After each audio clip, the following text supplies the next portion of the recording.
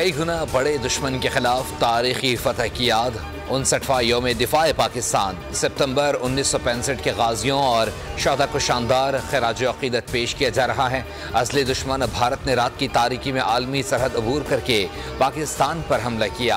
पाकिस्तानी कौम और अफवाज ने भारत के अज़ाइम के साथ गुरूर को भी खाक में मिला दिया। कराची में मज़ार कायद और लाहौर में अल्लामा इकबाल के मज़ार पर गार्ड्स की तब्दीली। कोयटा में यादगार शौदा पर पुरवक़ार तकरीब। वज़ीर आला बलूचिस्तान सरफराज भुट्टी की यादगार शौदा पर हाज़िरी। यौम दिफा और शौदा की मरकज़ी तकरीब रात 8 बजे GHQ रावलपिंडी में होगी।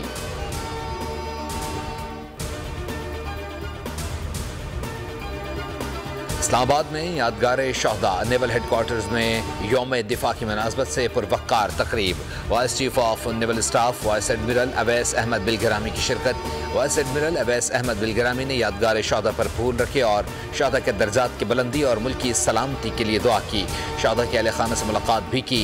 कराची में पाकिस्तान एयरफोर्स अकेडमी असगर खान के चाको चौबंद दस्ते ने मज़ार कायद पर गार्ड्स के फ़राइज़ संभाल लिए। मेहमान खुसूसी air vice marshal Shahryar Khan ने तकरीब से खिताब भी किया।